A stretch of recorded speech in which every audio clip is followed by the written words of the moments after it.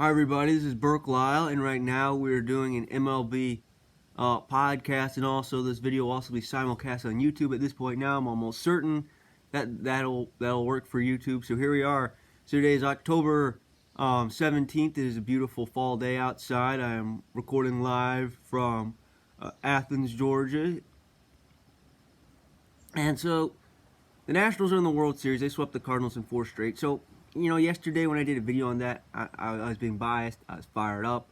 I was talking about the Nationals. Tomorrow, we'll try to do a unique video tomorrow where we'll try to talk about, and maybe even today, even, but probably tomorrow, where we'll just talk kind of about the history of baseball in Washington, D.C., and kind of history of the Nationals. And this year's Nationals team will kind of put 3 into 1.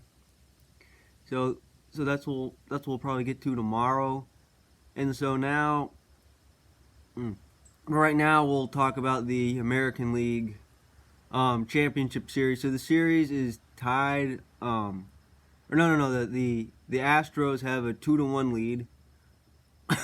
Game 4 is today. It will be Game 4. Yesterday it was funny. It was postponed, and we'll talk about the effects of that afterward. Later on in the show. So just a quick series kind of rundown. So the Game 1, it was all Gleyber Torres. He had 5 RBIs in Game 1, including a home run. I think it was a double and a single. And then last night, or in Game 3, he walked.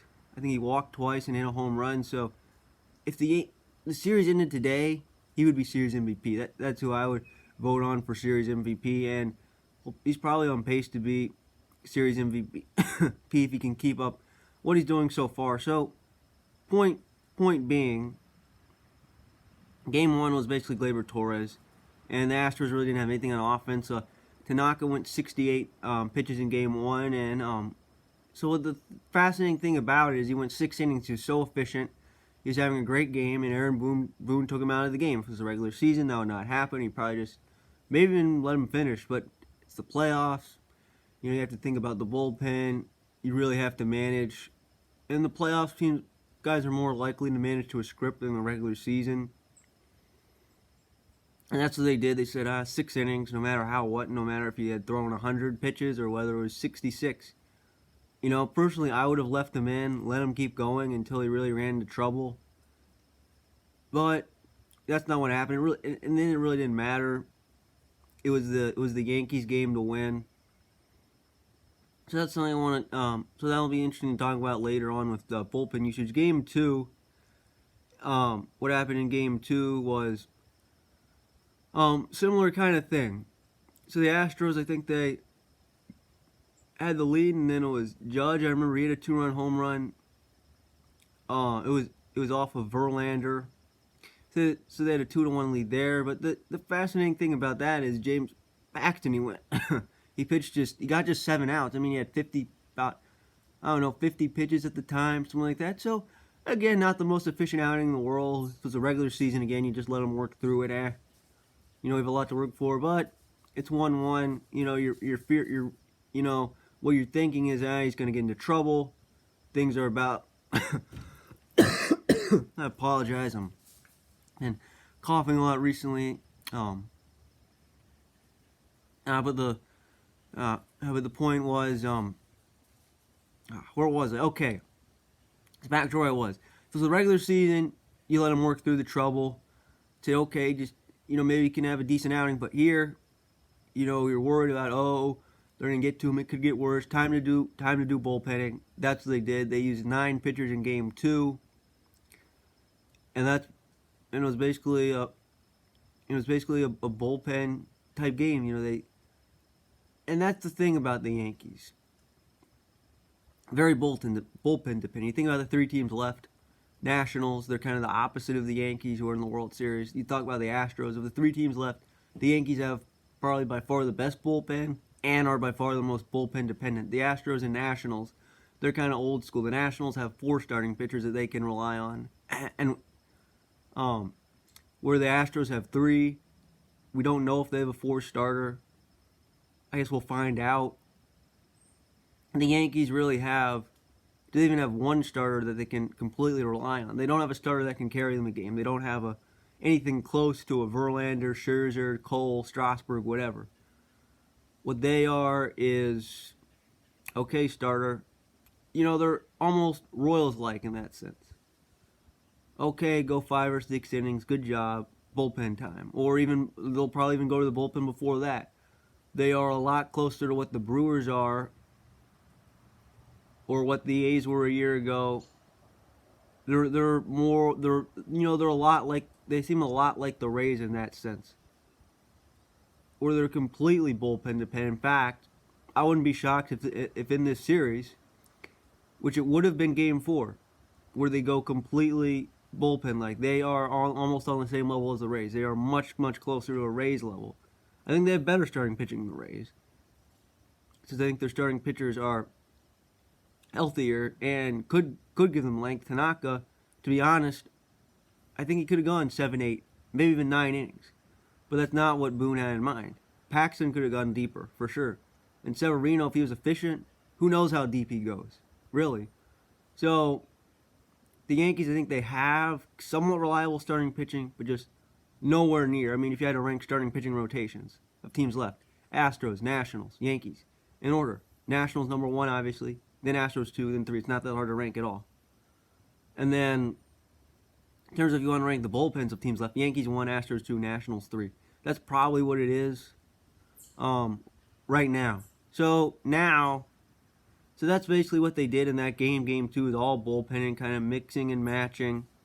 I think they had, trying to remember, I think Chad Green went multiple innings. I think Tommy Kahnle did as well. And then they kind of, I think in every game, Adam Ottavino and Zach Britton, Ottavino the righty and Zach Britton the lefty, have been used in the series. And interesting thing with, one interesting thing of why the Yankees aren't up 2-0, I think there's this ball to Altuve. I think it was in the 6th inning, where it was a hard line drive, went to Correa, threw LeMahieu out at home.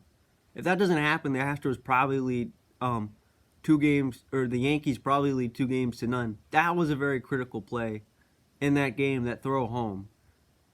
And then that happens, and then Verlander gives them 6 2/3. So 109 pitches. I give them credit. The Yankees made Verlander work. It was a very hard 7 innings. I mean, he got 7 innings a lot closer to the hard way than the easy way. And Roberto Ozuna, give him credit, gave them 5 outs. And then the Yankees had an opportunity. I think it was in the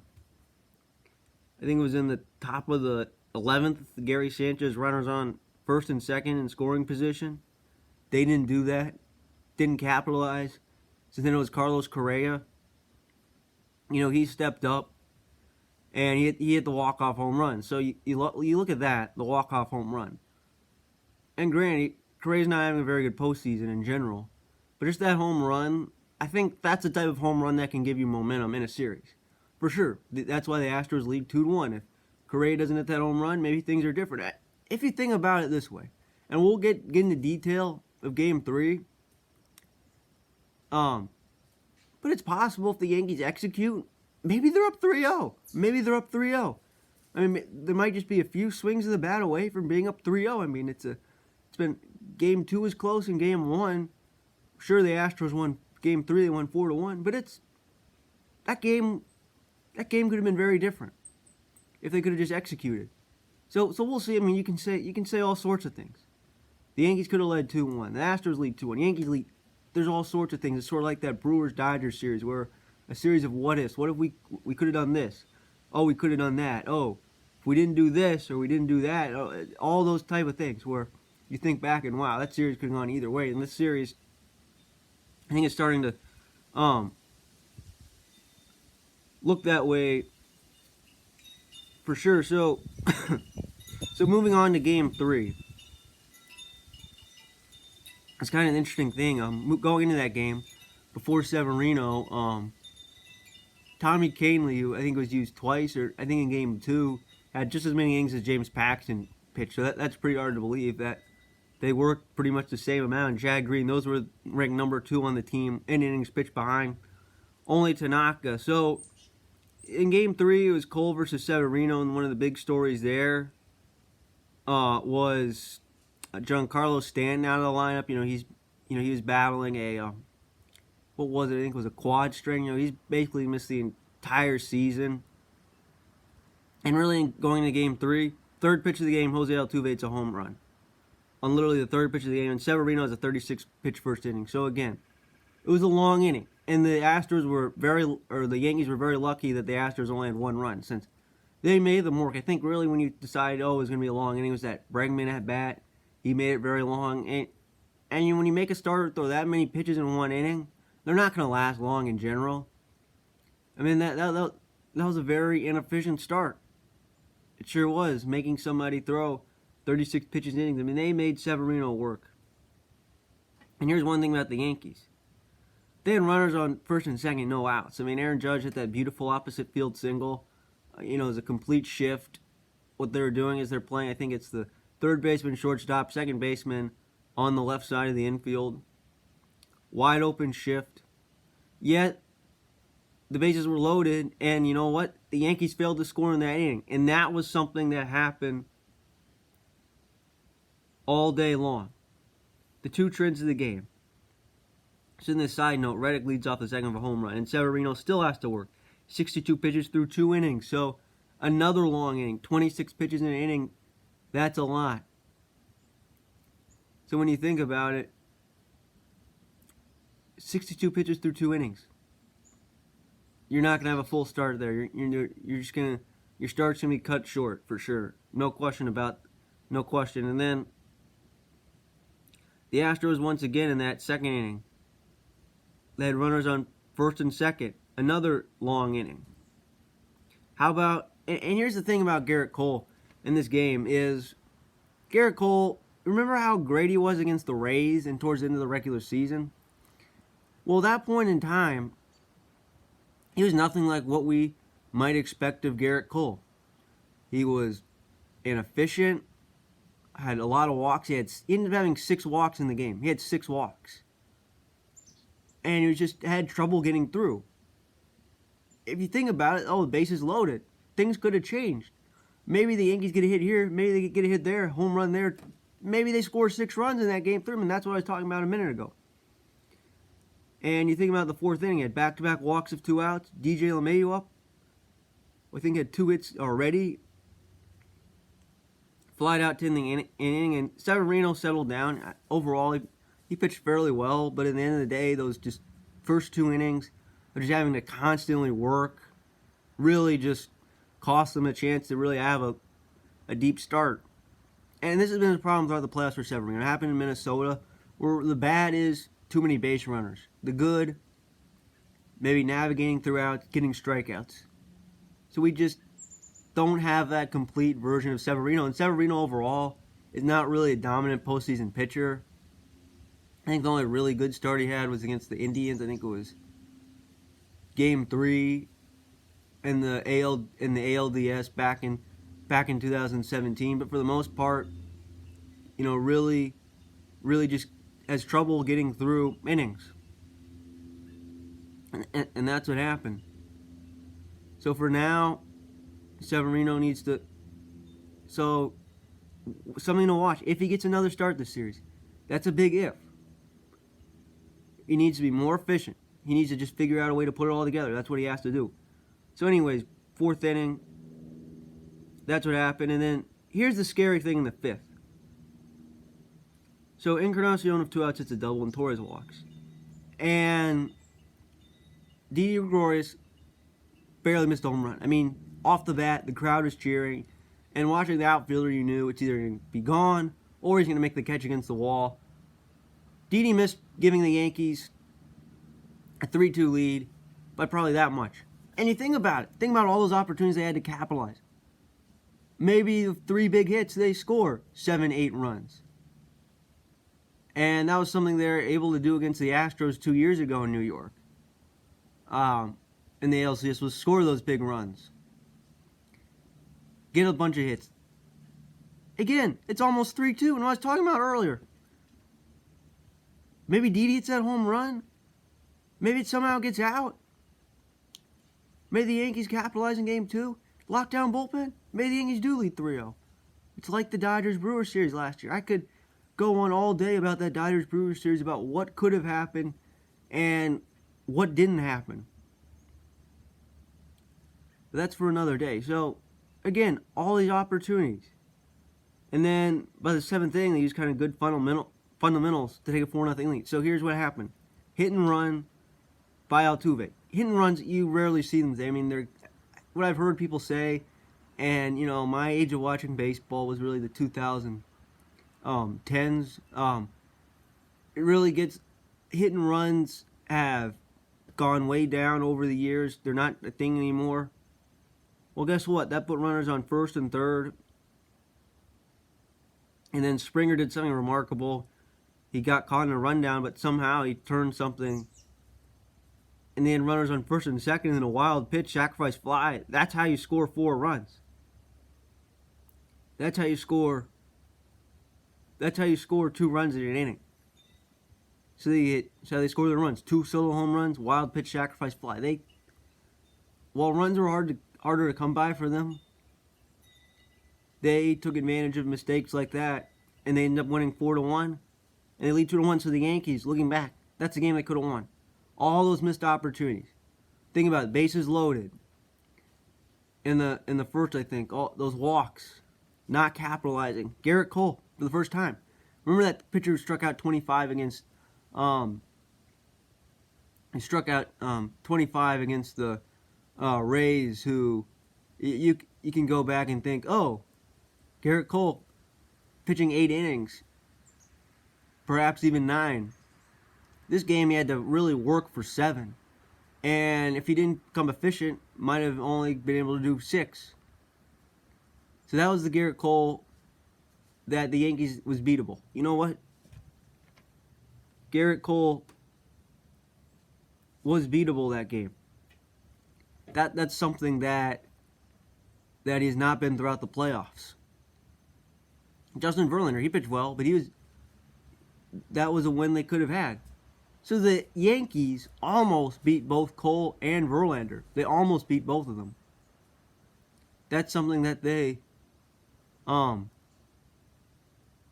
failed to do.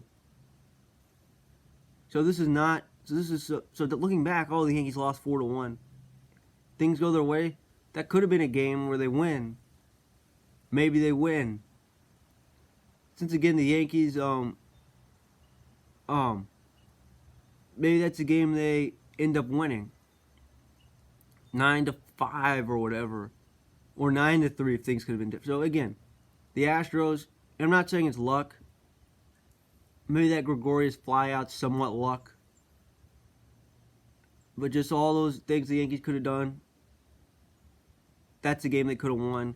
And they're now down 2-1. And another bad thing that happened is they're 0 for 6 with runners in scoring position. So just what I talked about, that sums it all up. 0 for 6 with runners in scoring position.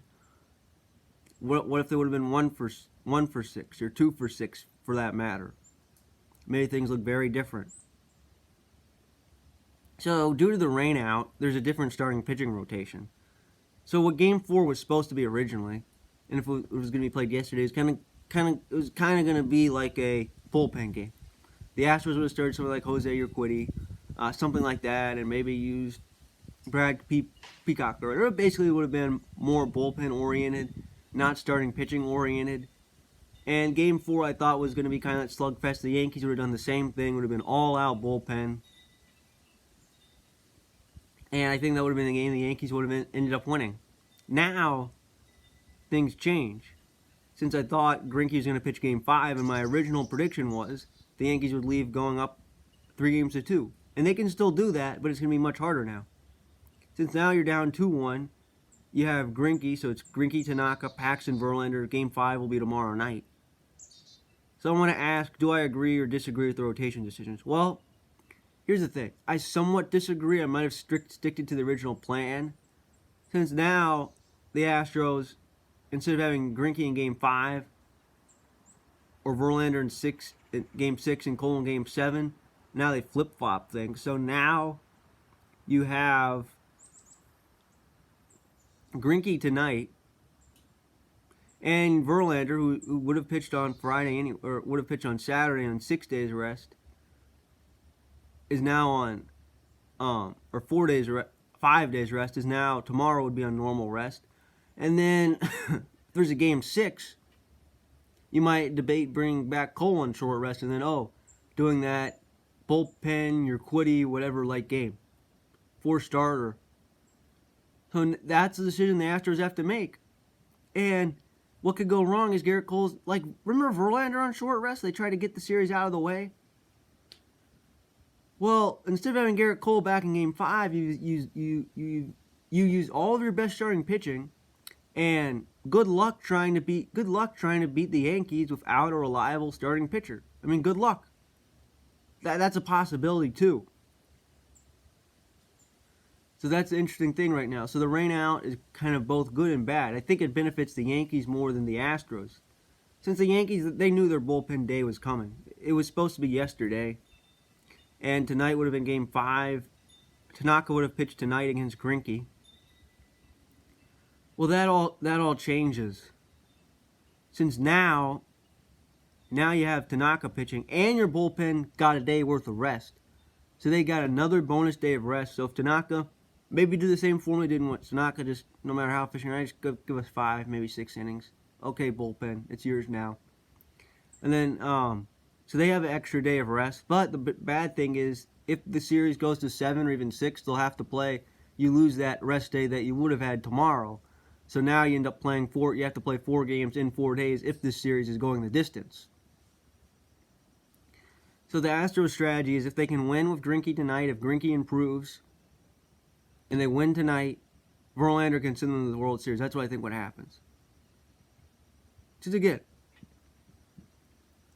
you can look at two sides. So do I agree or disagree? I somewhat disagree with the decision making, but again, Greinke was going to start today anyways. Verlander, I mean, he'll be fine on 4 days of rest. That's standard. That's normal.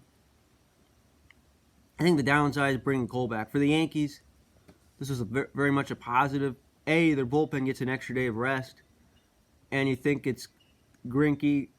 So Tanaka Paxton Game 6 might be that bullpen type game. And again, in a critical game, they would have had to use it today being down 2-1. Now they might have to use it being potentially down 3-2 Severino. There's no way in the world you start him on short rest. I mean, Game 6 will be on Saturday. There's no way you start Severino on short rest. You end up pushing Severino back later. So there are some very interesting question marks to what's going to happen. But for the Yankees, I think this is positive. It benefits the Yankees much more than the Astros. So I agree with the Yankees' decisions. The Astros' decisions I don't quite agree with. I think you should have stuck to your original plans, and why not give your starters an extra day of rest? Why not rely on Greinke when it's 2-2 and you have Verlander and Cole both available, whether you're up 3-2 or down 3-2? I disagree with that. I really don't like having Cole on short rest. It didn't work with Verlander. Now, maybe Cole's different than Verlander, but I don't like having Cole on short rest. And then having to play a Game 7 where you have no idea what's going to happen. So it's possible the Astros are playing Game 7 without a plan. Or they try what they would have done in Game 4 in Game 6 if they're up 3-2 or whatever. So we'll see. But if the Astros get through this, then they'll be all rested to go in the World Series. So what I think is going to happen, I originally said it was going 7, but things are changing now. That potential slugfest game, since I think it would have been 4 versus 4 starter kind of. The Yankees don't have a 4 starter at all. It would have been bullpen game for them. And for the Astros, it would have been, I guess you somewhat have a 4 starter. I don't know. And then Game 5, I thought it would be Greinke would lose in Game 5. And then Cole and Verlander win 6 and 7. That's not going to happen now. So again, at the very least, I think the Astros should be up 3-2. They have to win one of these games, going back to Houston. And they should be in position to wrap up the series. So the Astros would be critical if they could wrap it up, since again, if they don't, I feel like a Game 7's coming, especially since I do not trust Cole on short rest, and I would not trust him in Game 7. So I think it would be critical for the Astros to end the series now. And if the Yankees go up 3-2, the advantage is all on them. since you're having a short rest, Cole. And then what are the Astros going to do on Game 7? I mean, are you going to pitch Verlander on 1 day's rest? Or are you going to pitch Greinke on 2 days' rest? No, that's not going to happen. So again, it might end up being kind of like what the Yankees, I think it was in 2004 against the Red Sox, where they really had no plan on who was going to pitch Game 7. And that same thing's going to happen tonight. So my new prediction of the series, I said Astros in 7, since I wasn't anticipating the rainout. Now, here's what I'm going to say. If the Astros win 2 in a row, they win the series. But if the Yankees win one of these games, so they're down 3-2, or for that matter, up 3-2, the series is going to go 7. And if they win both, the Astros will have to make a critical decision. I think the series goes in the Yankees' favor. So again, Yankees benefit from this rainout more. The Astros need to take care of business. So I think we're going back to Houston. So we'll see what happens. And like I said, the next time I talk about this series, I will proceed to talk about what I saw in games 4 and 5, whether the Yankees are up 3-2, whether the Astros are up 3-2, or whether the Astros go on to the World Series. So we'll see what happens. That's all for now. We'll see you next time. Again, tomorrow we'll do a video on the history of baseball in Washington, D.C. to kind of talk about all kind of baseball history in D.C. leading up to the World Series. So thank you for listening, and we'll see you next time.